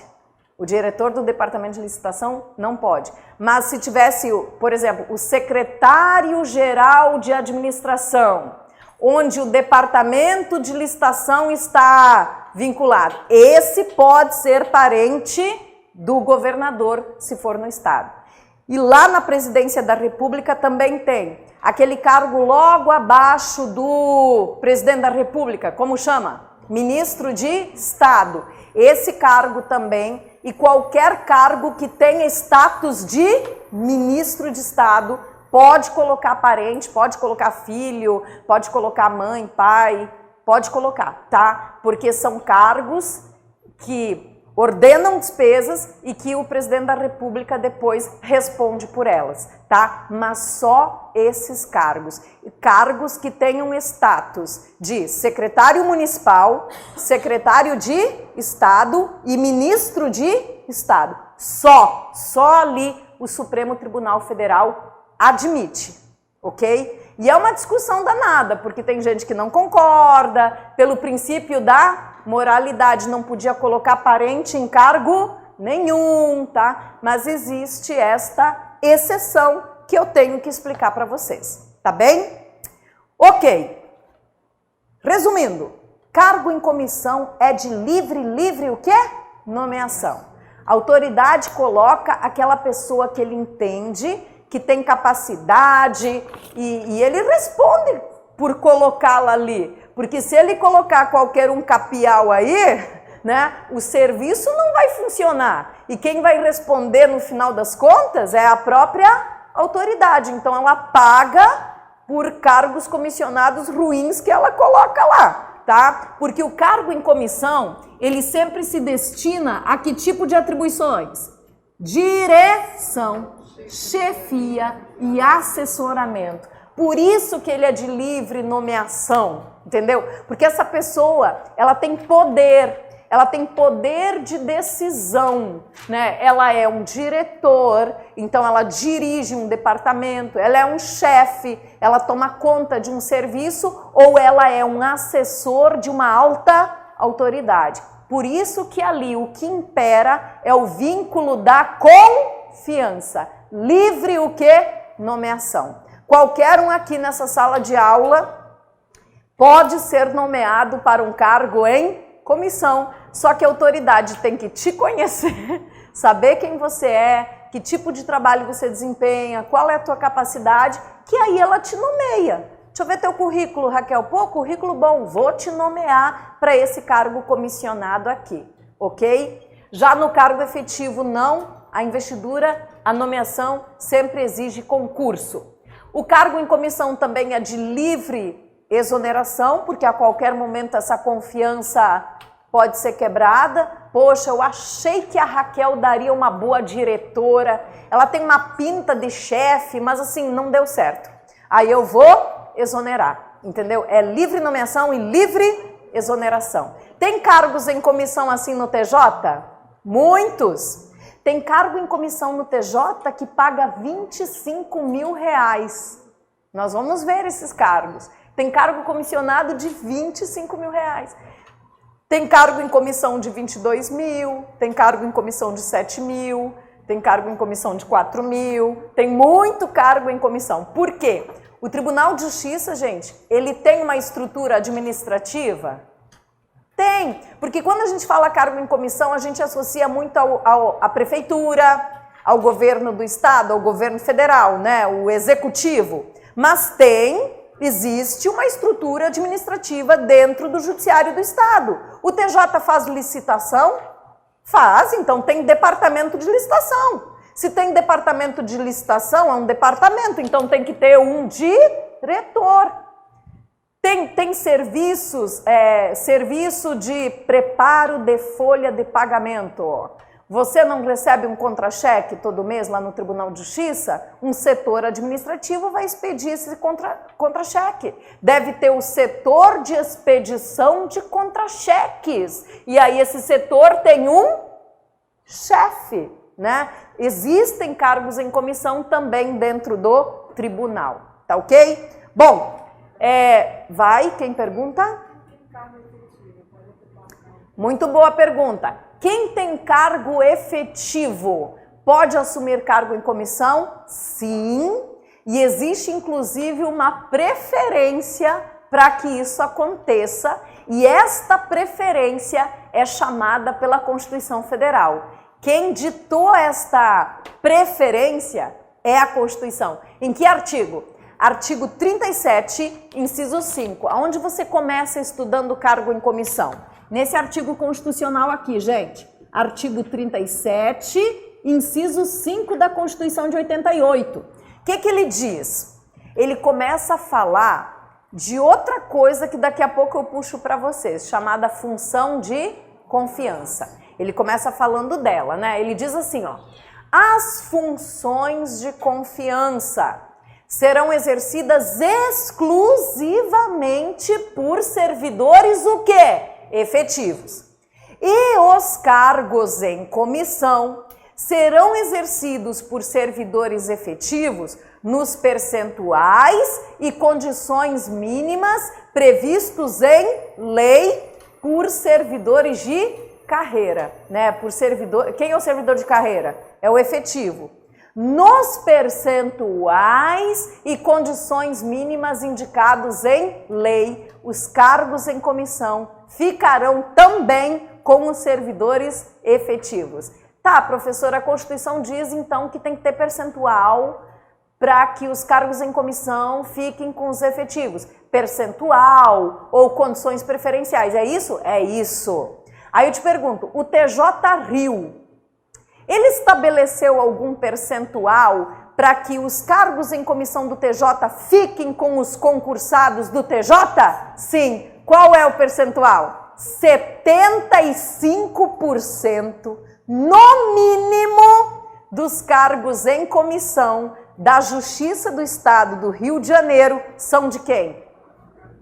Do cargo efetivo da Justiça do Rio de Janeiro. Não serve nem cargo efetivo de fora. Tem que ser cargo efetivo, concursado do TJ para conseguir o cargo em comissão do TJ. Eles foram demais. Eu adoro eles. Oi? Lógico que pode pedir o percentual na prova. Isso é questão de prova. Inclusive CESP. CESP adora perguntar. CESP já fez concurso do TJ em 2008 e uma das perguntas foi: qual é o percentual mínimo de cargos em comissão de servidores efetivos, né, ocupando os cargos em comissão do TJ? No mínimo, 75%. Artigo 9º da Lei 4.620 de 2005. Esta lei é o teu plano de carreira, está no teu conteúdo programático e CESP vai perguntar, como perguntou em 2008, tá? Qual é o percentual mínimo reservado pela Justiça para que efetivos assumam cargos em comissão no tribunal? 75%. Quando eu falo tribunal, gente, eu estou falando judiciário do Estado, tá? Judiciário do Rio de Janeiro. Bom, só que esta regra tem uma exceção. E a exceção também foi perguntada pela banca CESP em 2008, tá? Essa lei é de 2005, então ela já caiu várias vezes em prova. Qual é a exceção? Existe um cargo lá no tribunal que ele, assim, não entrou nesta regra. Ou seja, 100% desse cargo pode ser dado para uma pessoa completamente estranha ao serviço público. Ou seja, não precisa ser concursado da Justiça, ok? Pode ser qualquer pessoa, desde que ela tenha capacidade mínima lá para assumir o cargo. Qual é esse cargo? Assessor de desembargador. É um cargo em comissão. Lembra que cargo em comissão é para direção, chefia e assessoramento. O assessor de desembargador é o cargo em comissão que não contempla, não está nesta regra dos 75%. Tá? Aí tu se pergunta, quem faz o projeto de lei? Quem fez esse projeto de lei? O TJ. Quem é o TJ? Os desembargadores, né? Então, o assessor do desembargador não entra na regra. Tudo isso você estuda e nós vamos estudar no artigo 9º da Lei 4.620, que foi alterada no ano passado, 2019, tá? Então, 2019 ela foi alterada, o teu plano de carreira alterou. Como é que é teu plano de carreira? Vou fugir um pouquinho, tá, do contexto agora da aula, mas é bom, que daí você já se adianta no raciocínio também. Olha só, como é teu plano de carreira? Você é um técnico ou analista, o plano de carreira é o mesmo, só muda o quê? o din-din, o cascalho, mas o plano de carreira é o mesmo. Você, como técnico ou analista, você começa na classe A. E a classe A tem 4 padrões. Opa, quase que eu pulo do 2 para o 4. Bom, você é nomeado, então publica a nomeação como um técnico A1. E aí você tem aquela tua faixa remuneratória, como técnico A1. Um dia você vai passar para o técnico A2. E aí o teu salário, vamos dizer assim, o teu vencimento, ele tem um aumento. Aí passa a receber mais. Aí um dia tu passa para o A3. Aí você vai para outra faixa. E um dia para o A4. Passa para a próxima faixa. Sempre aumenta o teu vencimento. Aí um dia você é promovido para B5, B6, B7, B8 e vai mudando de faixa. E um dia você vira um C9, 10, 11, 12, tá? Então durante a tua vida funcional aqui, ó, você vai passar por 12 faixas o quê? Remuneratórias. Sempre aumenta. Só que o que aconteceu ano passado? Até o ano passado, você só subia dependendo de vaga. Então, por exemplo, morreu um A2. Oh! Aí o A1 mais antigo do estado virava um A2. Aí daqui a pouco, morreu mais um A2. Aí o A1 próximo, mais antigo, virava A2. Gente, quando isso demorava, eu falo morrer só para rir, mas assim, se aposentar ou sair do TJ, ser exonerado, pedir exoneração, ou seja, o que eu quero te dizer é que a subida mediante progressão e promoção, ela era muito demorada. Tá? Eu tenho alunos do TJ, do concurso CESP de 2008, que hoje devem ser A4, assim, se é que chegaram no A4. Você fica parado numa faixa por muitos e muitos anos, tá? Mas isso acabou no ano passado. Agora é assim, entrei como A1, daqui a 2 anos viro, daqui a mais 2 anos, daqui a mais 2 anos, A4. Daqui a mais 2 anos, B5, entendeu? Hoje a subida ela é automática pelo simples decurso do tempo, ok? Lógico que depende também de avaliação de desempenho. Por exemplo, transcorreu 2 anos, você é A1, virou o quê? A2, mas o teu desempenho foi péssimo. Então fica como A1 por enquanto, entendeu? Porque eles podem conjugar a temporalidade com avaliação de desempenho. Na prática, mas assim, para a teoria, essa subida, que a princípio é automática, depois do decurso do tempo, ela está condicionada a ter um bom o quê? Desempenho. Uma boa avaliação de desempenho, espero que implantem isso. Oi? Sim, hoje a progressão ela acontece automaticamente, entendeu? É o decurso do tempo, é só o decurso do tempo, tá? Isso mudou ano passado, a gente vai passar por ela em detalhes, vamos ver todos os detalhes, mas a princípio o que antes dependia de uma vacância, hoje não, hoje é automático. Lembrando que, além do teu salário aumentar a cada faixa, agora eu posso dizer, de 2 em 2 anos, né? O teu salário também vai aumentar de 3 em 3 anos, porque o Estado ainda adota aquele adicional por tempo de serviço, o famoso triênio. Então, assim, você completa 3 anos de serviço, aí você completa um triênio. O primeiro é de quanto?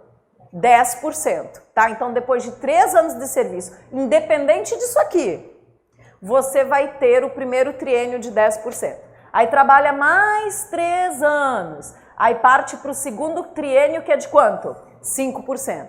Mais 3 anos, mais 5%. Mais 3 anos, mais 5%. e calculado sobre a remuneração. Eu amo o TJ por isso. Não é calculado sobre o vencimento, é calculado sobre a remuneração da faixa que você se encontra. Oi. Aí, mas assim, nesse caso é um concurso de nível médio. Se a pessoa tiver nível superior, ela recebe a mais por isso? A pergunta dela, professora, esse cargo no caso é de nível médio. Se a pessoa assumir um cargo de nível superior, bom, o cargo de nível, ela recebe a mais por isso? Sim, porque o cargo de analista, ele tem um valor de vencimento maior do que o cargo de técnico. Então, a cada subida, o analista também passa a receber mais. Um adicional de qualificação. Agora eu entendi. Ela quer dizer assim, professora, esse cargo é de nível médio, certo? Se eu fizer uma faculdade, eu ganho um a mais? A princípio, no TJ, não. Diferente do MP do Rio, que tem isso. O TJ não tem o adicional de qualificação ainda estabelecido. O Tribunal de Justiça é um órgão que está caminhando para melhoras, tá? Eu acredito que essa questão de ter melhorado o teu plano de carreira no ano passado, nossa, eu posso te dizer, você vai pensar agora umas 4 vezes antes de querer sair do TJ. Antigamente tu nem pensava. O TJ, ele era um cargo trampolim. Essa é a verdade. O TJ é o concurso mais fácil para entrar nos tribunais. É o mais fácil para entrar. Professora, tu está me dizendo que o concurso do TJ, a prova é mais fácil. Não, a prova é difícil tanto quanto as outras. Ele é mais fácil de entrar porque ele é regionalizado. Você está fazendo vários concursos. Aquele dia estão acontecendo vários concursinhos. Você está disputando um concurso regional. Por exemplo, eu escolhi Baixada. Eu vou disputar com quem se inscreveu para Baixada nas vagas da Baixada. Por isso que ele é tão bom para entrar. Esse é o concurso, gente, da tua vida. Ele é o concurso assim que tu tem que botar naquele coração. Se não for esse, não será outro, entendeu? Porque para entrar é ele. Ele é o concurso para entrar. Ele é o concurso para entrar. Mas a gente entrava, antigamente era a ideia, eu entro para o TJ porque depois eu vou estudar mais para passar para o TRT, para passar para o TRF e para passar para o TRE. Eu tenho poucos alunos que passaram no TJ e ficaram no TJ. Se eu for naquele mural lá com vocês, eu vou dizer, essa aqui entrou no TJ em 2004, mas hoje ela está no TRF. Essa aqui entrou no TJ em 2008, mas está no TRT, entendeu? Não fica no TJ. E o TJ sabe disso. Ele perde bons servidores, porque o servidor não fica no TJ Rio. Não fica. É ruim? Não. É porque tem coisa melhor. E a pessoa que é proativa, ela vai sempre buscar algo melhor. Já está estudando, continua, estuda um pouco mais. Eu sou técnico do TJ, vou fazer minha faculdade para ser o quê? Analista. Eu quero ser um analista no futuro, eu não vou ficar como técnico, né? Agora eu sou analista do TJ, eu quero ganhar mais, eu vou ser um analista do TRF, do TRT. Essa é a lógica, o tribunal perde funcionários. É melhor ser técnico do TRT do que analista do TJ. É mais ou menos por aí, tá? Mas é o melhor concurso para entrar, é o melhor concurso para você garantir. Agora, o tribunal vem melhorando, tá? Ele instituiu esse plano de carreira automático, já melhorou muito. Ele instituiu auxílio alimentação. Só de auxílio alimentação vale não sei do que. E é 1.500 por mês que você tira. Só de auxílios. E antigamente não tinha isso. Isso tem melhorado no tribunal. Tem Vale Peru no final do ano. Tem auxílio creche, que paga a creche de até 3 dependentes, até, se eu não me engano, 18 anos de idade. Imagina, o tribunal paga a escola dos teus filhos, pode até fazer 3, entendeu? O tribunal vai bancar até os 18 anos. Então, o tribunal, Rio de Janeiro, Estado, ele tem melhorado o servidor. Porque ele perde servidor, perde muito servidor. Servidor qualificado, bom, dos bons, né? Bom, então é isso, gente. Plano de carreira, vamos estudar aqui. Vamos estudar também que você, efetivo, existe uma preferência para que os cargos em comissão fiquem com vocês, ok? E essa preferência é de, no mínimo, 75%, só não atinge, esse percentual não atinge o cargo de quê mesmo? Assessor de desembargador. Tá, aí eu tô lendo aquele 37 da Constituição, inciso 5. Ele é muito importante. Ele diz: as funções de confiança serão exclusivas para os efetivos. Opa! Então tem um negócio lá que é exclusivo para o efetivo. Fiquei curiosa. Deve ser uma coisa boa. Ou muito ruim, né? As funções de confiança serão exercidas exclusivamente por servidores efetivos.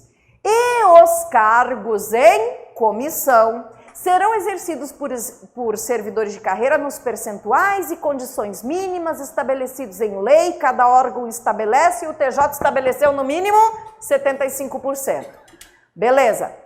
Aí vem. E ambos destinam-se a que tipo de atribuições? Direção, chefia e assessoramento. Ambos. Aí eu te pergunto, a administração pública, ela é um pouco diferente do privado. No privado, gente, quando você vira chefe, de que forma tu vira chefe no privado? Normalmente você é um cara que começou de baixo e vai o quê? Crescendo, a empresa vai te valorizando, você vai galgando e chega no topo, vira um chefe. Ou você se qualifica de uma forma tão que a empresa resolve já te contratar como chefe. É assim no privado. No serviço público, você vira chefe pelo tempo, pelo trabalho que você desenvolve ali no cargo? É assim? Você vira chefe por promoção? Ah, quando eu chegar no B8 eu viro chefe? Não. Daqui até aqui, você vai ser sempre um técnico. E sempre desempenhando a mesma funçãozinha lá de técnico. Beleza, mas eu quero ser chefe. Para ser chefe, tem duas formas. Ou você vira um cargo comissionado, livre nomeação, ou você é designado para exercer uma função de confiança. Só tem duas formas de você virar diretor, chefe, assessor na administração.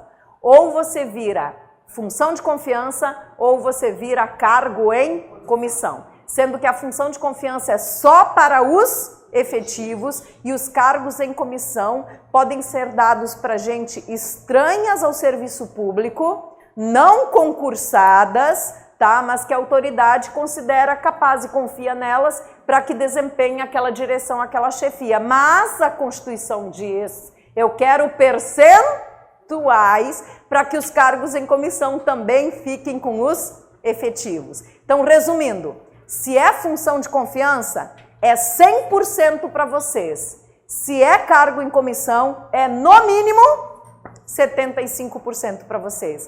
No tribunal, existe uma grande chance de você virar chefe, assessor e diretor, porque os percentuais são muito favoráveis para que servidores assumam cargos em comissão, ok? Função de confiança, já eu te explico mais.